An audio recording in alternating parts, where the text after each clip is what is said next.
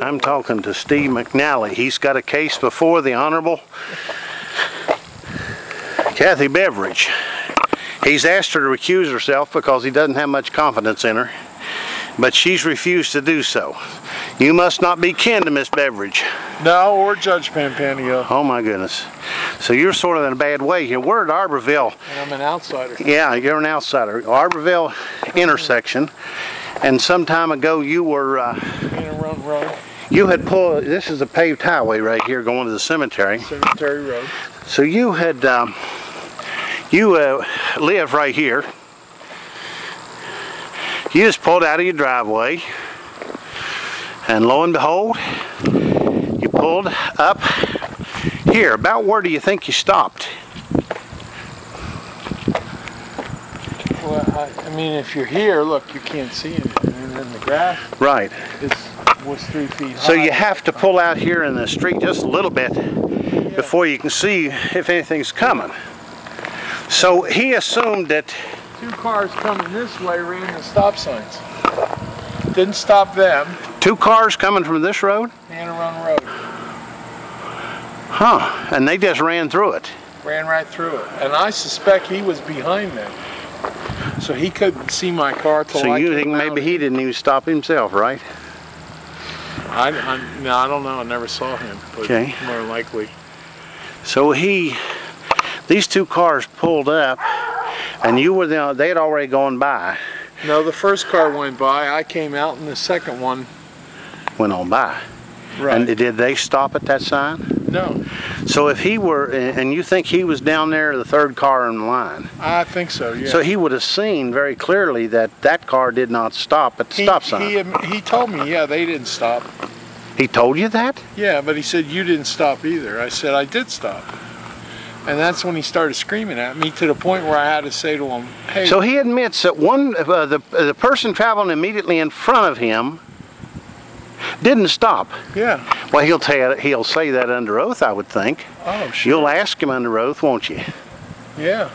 So why was it to you? I mean, are you that obviously an outsider? You know, I must be. He knows who I am. He's my neighbor. He sees me all the time. You see a point. He just lives down here at the observatory. I could, if there weren't trees here, I could see his house. He knows it. And when I told him, you know where I live, he screamed at me, I know where you live. And finally I had to tell him, stop screaming. There's no reason for that. Then he did change his demeanor. Started to call me sir, but he said, well, I was going to give you a warning, but I'm going to give you a ticket because you argued with me. So he screams at you and then penalizes you for... I mean, look that way. You can't. Yeah. You can't see what's coming at you. Well, the deal is here, you have brush there to the side. It would be... And a tree. It would be dangerous to stop there. You'd have to pull up here. And when you're back there, you can't see down this road. So you have a problem with this guy's lack of professionalism, right? Yeah. But Steve, I've talked to people, they say he's a good guy. Wow, good for them. He's a local boy. I mean, he just lives right near here. Mother lives up the road, teaches at the school. Yeah. Why do you think he would get so hot to trot on you? I think the sheriff put the word out. Oh, the sheriff don't like you. Right. I can follow that. Yeah. Plus, I witnessed an incident between he and Patty Heineman in the courthouse. Oh, that's right. You are the star witness. Yeah. That's when he threatened Patty. He threatened her, yeah. And he knows, because he was there. He knows. So this was payback. Yeah. He's supposed to get you. Well, you know, Patty... And impinge my credibility that I'm not a good citizen. Right. Yeah, well, I am a good citizen. It's hard to believe that, and Janice did that. Wow. So what happens next? You got a court date on Friday? Friday the 17th at 9:30. 17th, 9:30. I asked Donna Price to drop the case. I asked Kathy Beveridge to recuse herself and assign me to another district magistrate because of her symbiotic relationship with the sheriff. Yeah. And now Judge Pampanio refused that request, so now I'm going to go in front of Kathy Beveridge. Well, you don't imagine there's much chance of winning with her, do you? No, I don't believe so. She's kind of a lady that prefers to do whatever the sheriff wants her to, isn't he? And maybe the reason she lost this election. I mean, she has been dirty. I didn't vote for her. Yeah. Well, it's the reason I didn't vote for her. And I voted in every election. I'm 59 years old. I voted in every election since I'm 18. So you'll be voting against, well, she's a running write-in. She hasn't got a ghost of a chance on that, you know. I was the first group of 18-year-olds that could vote in the United States. And I've voted every year, every election since 1972. So you'll make an exception here and not vote for Kathy. I already have not voted for her, and I certainly would never do a write-in. Yeah. Well, Kathy's what would they call a badge bunny. It's just yes, sir, and all that, and that's you know, that's the deal with that. How Joe McCall got off. Joe McCall was in a situation where he was up for arson, and so he just had people come up and testify that Kathy Beveridge. I suspect she's going to have to go get a job now. Yeah, she may have to get a job. Yeah. And she don't like to get a job because she's been busy putting the screws to everybody around here, you know? Yeah. Everybody expects justice, not justice with malice. I know. You know. She has justice with malice. Yeah. But then she'll say she's fair and impartial, but my goodness, she was operating a bed and breakfast for the sheriff. You know, she got that confidential informer place and they brought the keys back to her. I don't understand that.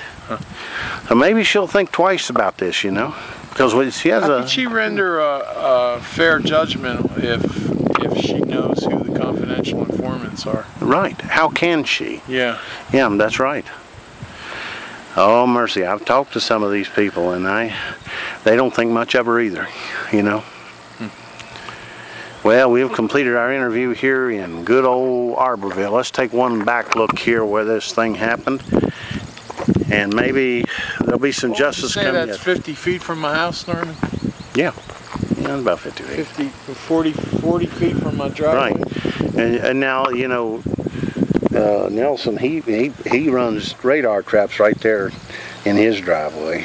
And up here at the whenever he's doing it, he's painting those scopes down there. It kind of makes you wonder if there's really anything to this quiet zone, right? And he's up here at the community center in Arbovale watching the people come up where it drops from 50 to 35. Oh, really? He sits down there with a speed trap. Yeah, quite often. Yeah. Yeah. I've heard it said that there's not been much police activity up here lately. Things have been relatively quiet. I haven't seen them in about 3 weeks. Yeah. They're usually haunting the place. It was intense before that. I mean, it was intense. Yeah. Almost everybody's gotten a ticket. Yeah. Well, Janice lives right there across from the church, you know. He likes to sit right there. Yeah. Saves him the trouble of having to go anywhere. Well, you know, when they had the company stores for the coal miners and they charge them outrageous fees at the company store, the miners used to call that mining the miners. And I think our sheriff here is mining the taxpayers. Well, that's not a good way to get votes when you're up for election, is it? No, I wonder if that's not the reason why they stopped the speed traps. That's the very first thing I thought about. They don't want to get it too hot. That's being cynical. They'll start them all up again whenever as soon as the election's over, you know. Cemetery Road, so justice is buried down there somewhere, right? 2825. Yeah.